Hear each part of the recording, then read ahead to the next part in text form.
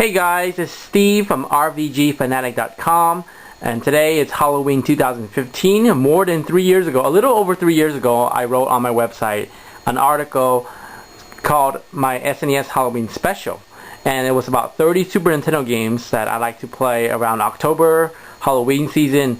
Some of these games have a very deep Halloween theme. Some of them are darker and more mature, while others are lighthearted but still feature spooky sights that are great this time of the year. So today I thought I'll just do a video version of that, and I'm just going to focus on the games that came out stateside in America. So first we have the Addams Family Trilogy, and first in this series you had from Ocean the original Addams Family,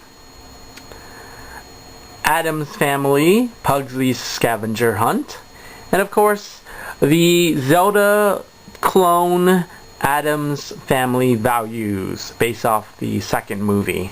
So the first game, it's kind of a like or hate title.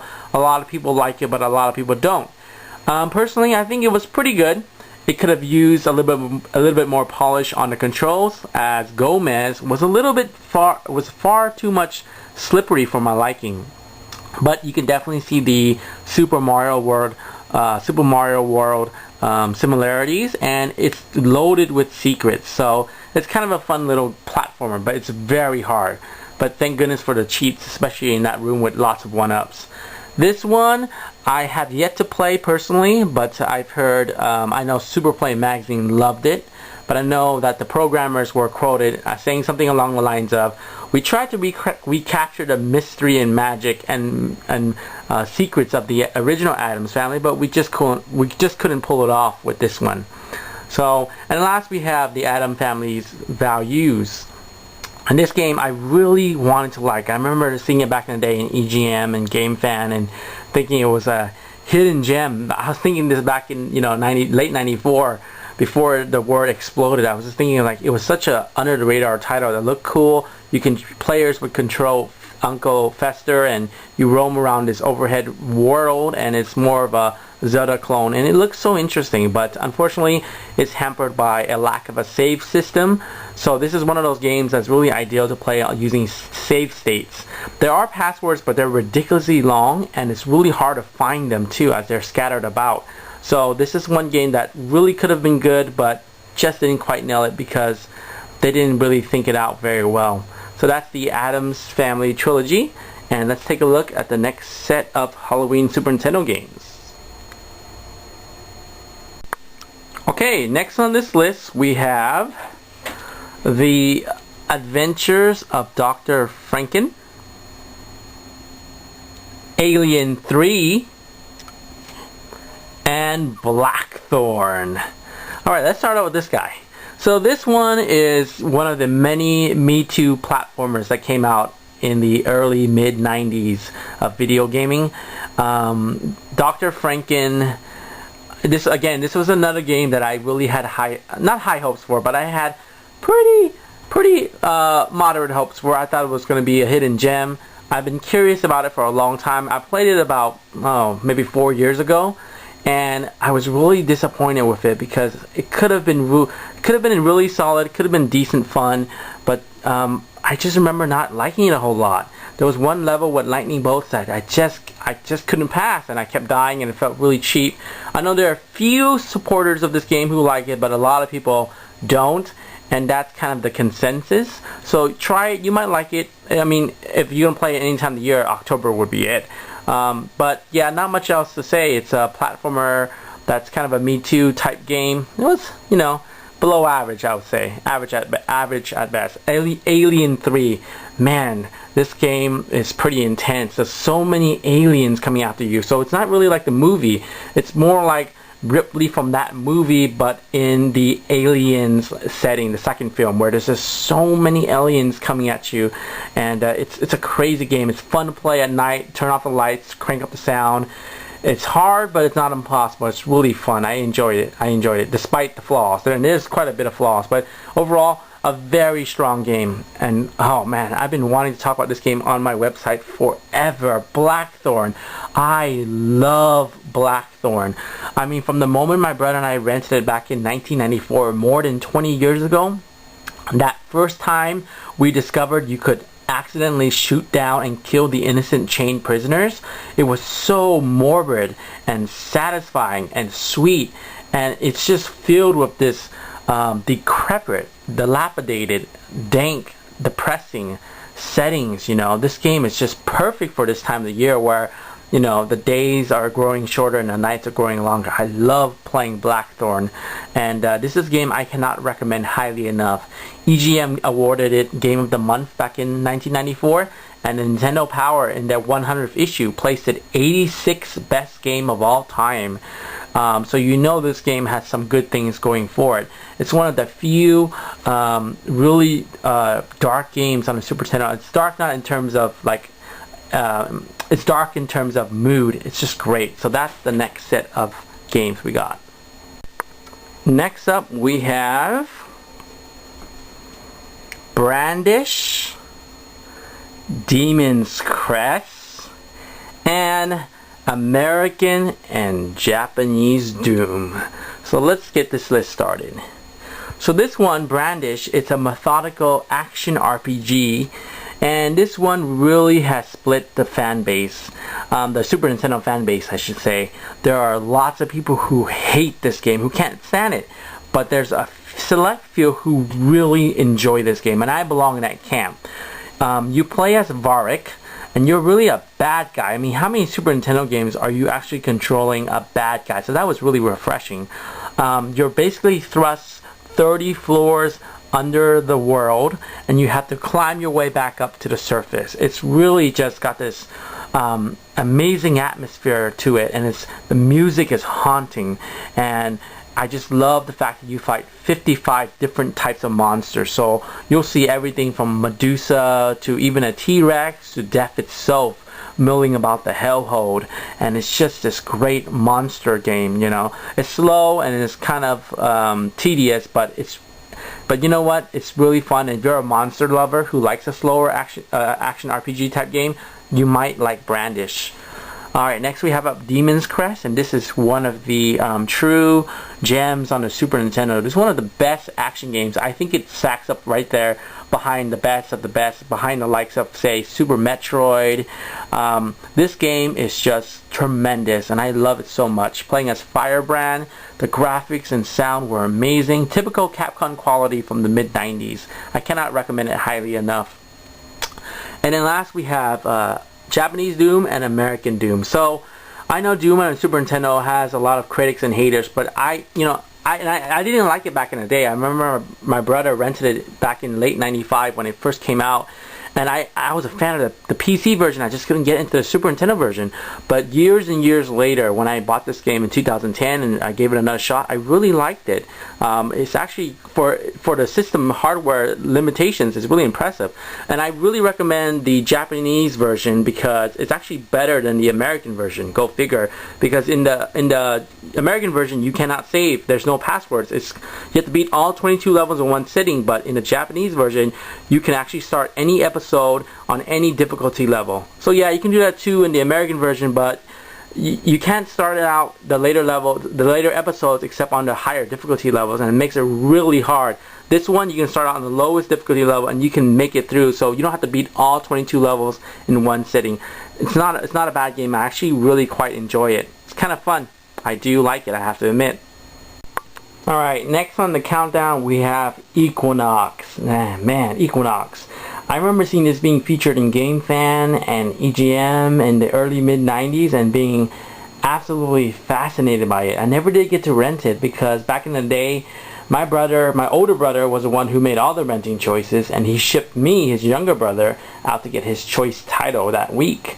And I always see this at the store and I always wanted to rent it, but I would rather not get beat down by my brother who wanted whatever other game he wanted, so I always got that.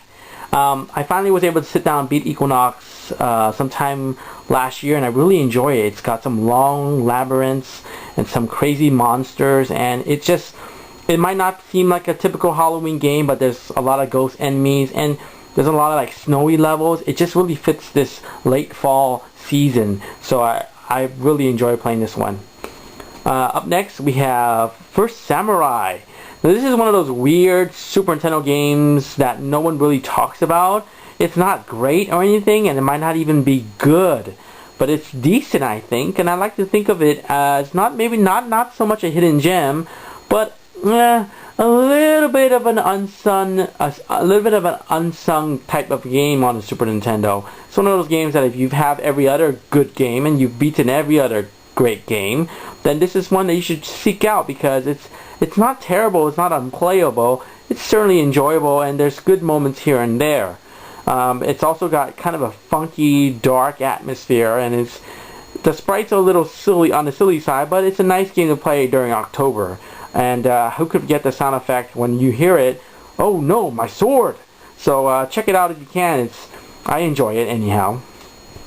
And then we have Mortal Kombat 2. Alright, now I know you're thinking Mortal Kombat 2 doesn't really fit this list, but hey, it's my list, alright? Besides, that haunted forest stage with those woods that creepily make those sound effects, oh hell no, man, you know what I mean? That gets me every single time. Plus there's just like, you know, Scorpion, Reptile, those characters just fit this time of the year, I think. And besides, Mortal Kombat 2 is a tremendous game on Super Nintendo. It's one of my favorite ports from the arcade, and I have fond nostalgic memories of it. You can check out my other video I posted about Mortal Kombat 2. Just great memories from Mortal Monday. Was it Mortal Monday? No, it was Mortal Friday, I think. Yeah, Mortal Friday, September 9, 1994. Just my brother and I, we just have so many good memories, fond memories, warm memories of this Super Nintendo port. So yeah, Mortal Kombat 2, First Samurai, and Equinox. So let's continue on with our list countdown, shall we? Okay, up next we come to Nosferatu.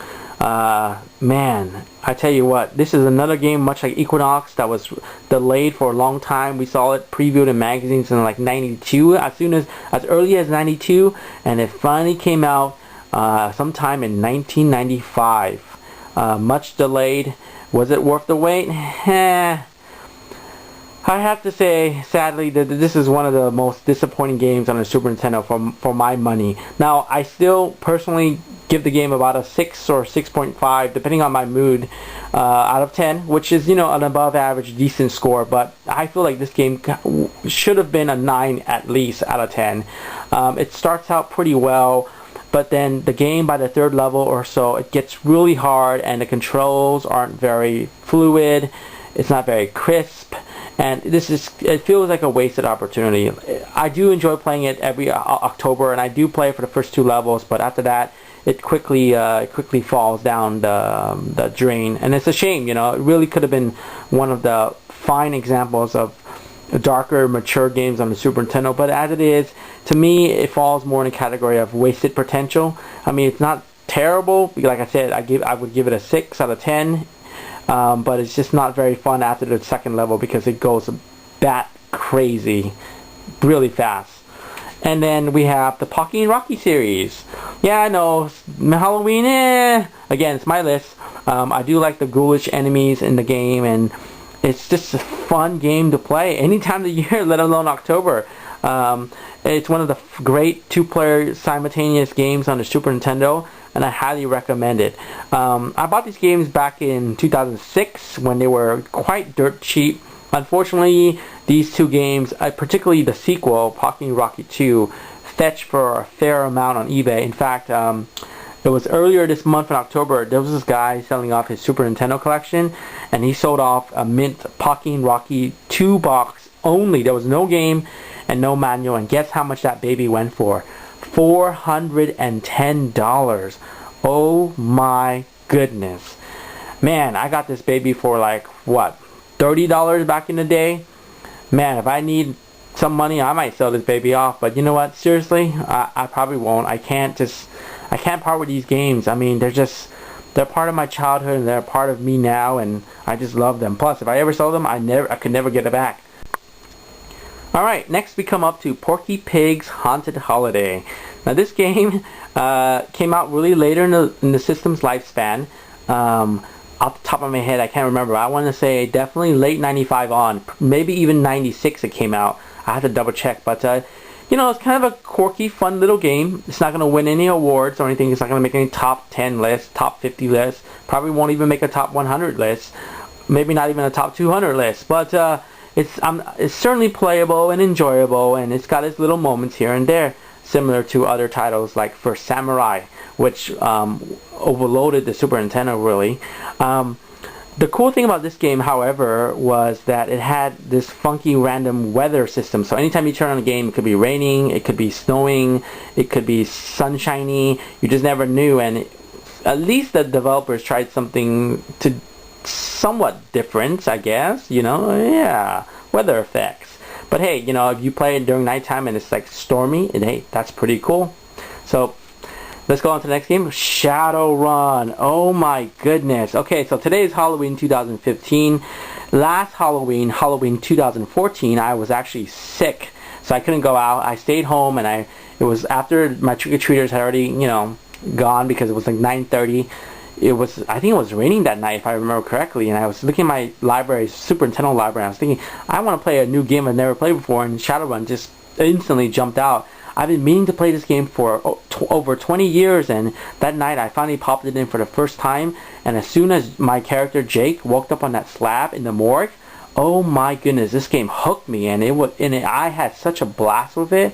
I'm looking forward to reviewing it one day, and it's definitely a perfect game to play during October. Love Shadowrun, can't say enough good things about it. Some people will debate whether the Genesis or Super Nintendo version is better. I've never played the Genesis version. All I know is I am in love with the Shadowrun version on the Super Nintendo because it is awesome. Love the atmosphere.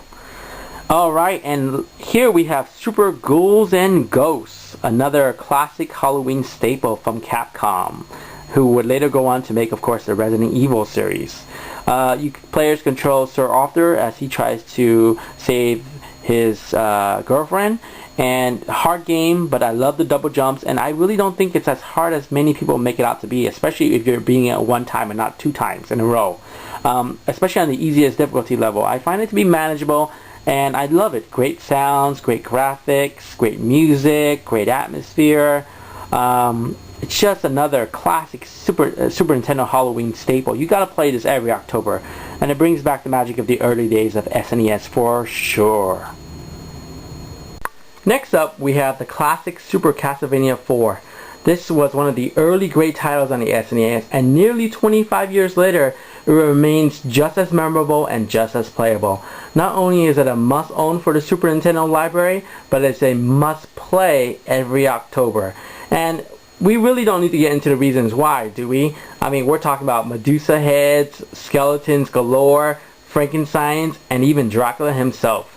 I mean, whipping zombies and the undead of the night. What could get better than that, huh?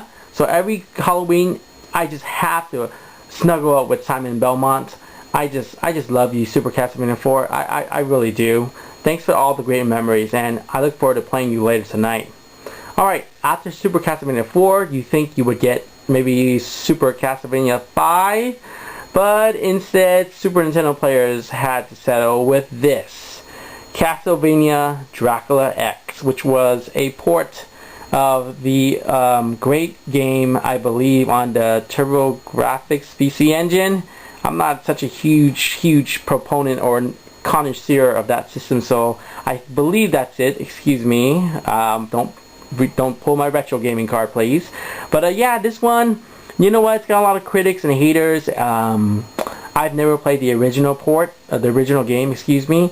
I've only played this port, and I honestly really enjoyed this. Now, I wouldn't play it over this baby, but it's a nice little second Castlevania game. It's not great. The gameplay is very stilted, and you have to be precise in your movements, but I actually beat this game back in 2006, and it was one of the most satisfying hard games I've ever beaten because it was so hard. Like I said, it was so hard.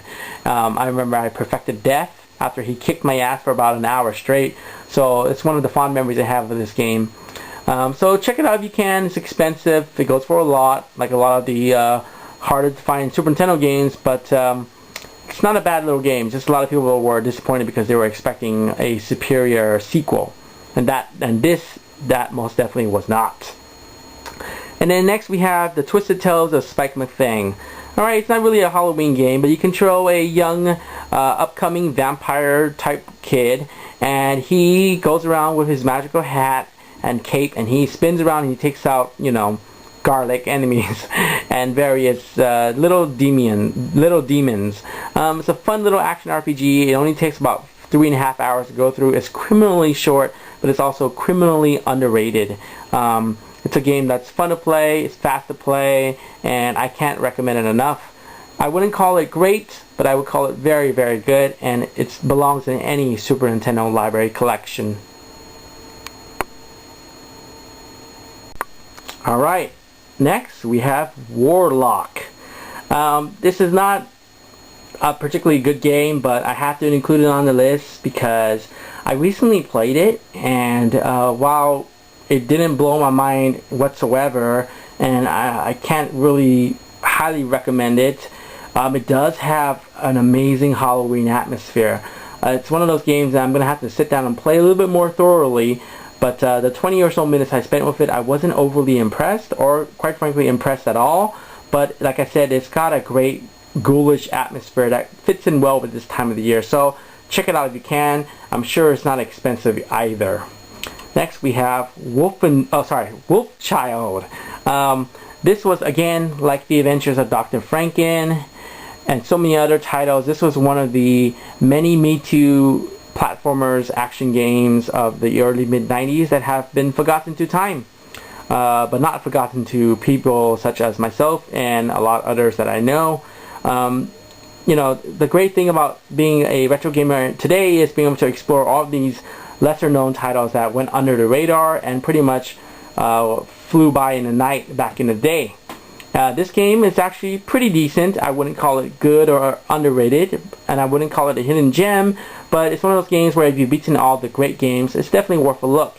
I wrote a review on this game, about this game, on my website, and I also had the honor and privilege to interview the programmer of this game. His name is Simon Phelps, and check out that interview because it got a lot of good feedback, and it was probably one of the best interviews I've conducted. Not that I've conducted a lot of interviews, but that one was my first big one, and it was definitely memorable, and Simon gave me some great detailed answers, so check it out. I jumped the gun, pardon the pun. Here we go. Frankenstein. Wolfenstein 3D. Alright, so this one really split Super Nintendo fans. A lot of people don't like it, but I played this back in 1994 when it first came out, and I loved it. I played this before I played the PC version, really, so it kind of helps me in that perspective, but I really think this game plays well. I think it's better than,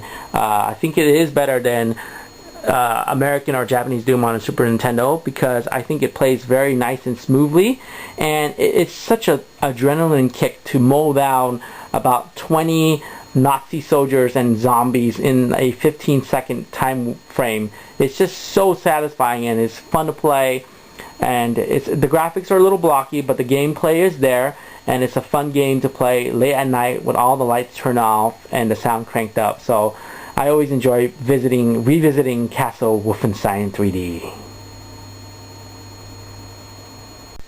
Alright, we're winding down to the end of the countdown. This is number 23, and this one is Ghoul Patrol. Now I know this one's not in alphabetical order, but there's a reason why, and I think you already know why. But Ghoul Patrol was a sequel to the vastly superior Zombies Ate My Neighbors. Okay, I kind of give it away, but whatever. You knew it was coming, didn't you? And if you didn't, I got no comment. Okay, Ghoul Patrol. So yeah, Ghoul Patrol, the sequel, more or less, it was more like a spiritual sequel, I guess you could say. They never really advertised it as Zombies Ate My Neighbors 2. That's probably why they changed the title, but it's pretty much more or less got the same two kids, and now they add a jump button. It's a little bit more, action platformy, I guess you can say, but it's nowhere as fun or fluid or smooth controlling as the original Zombies Ate My Neighbors. So I wouldn't highly recommend this game. and I'm not sure how much it goes for these days. But you know, it's worth adding to your collection if you are, like I said, a diehard Super Nintendo fanatic like I am. It's worth having just to complete your collection. All right, let's get to the baby. Zombies Ate My Neighbors. This is probably like in the top 3 Super Nintendo games I think of when I think of games to play during Halloween that are on the Super Nintendo. I remember my best friend and I, Nelson and I, we used to play this game so much to death back in late 1993.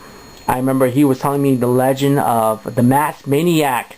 The Masked Maniac was Nelson's creation of a Jason Voorhees / Leatherface clone. Nelson fibbed to me. He said that there was a masked maniac who escaped from the local sanitarium in my hometown, in our hometown back in the day, and he wore a white hockey mask and he carried a chainsaw and he was killing people left and right. And I remember believing him. And then when we finally played Zombies Ate My Neighbors, I was like, holy crap, Nelson, your masked maniac guy made it into a video game. It's one of those weird fond memories I have of our childhood. But yeah, Zombies Ate My Neighbors, you know, great game, but I have to honestly admit it could have been better with some tweaks. I really thought it was too hard for its own good, and the password system didn't save your items, and there was too many useless weapons, and you couldn't cycle through them to the ones you want. You had to cycle through a whole bunch, and there's some things that I did not particularly like about it, but you can't slam it too hard because it is a true 2-player classic and one that's really good to play on Halloween night. And last but not least, I want to mention quickly the King of Demons, and there's lots of Super Famicom only games on the Super Nintendo that are great for Halloween, this one included, and Clock Tower among others.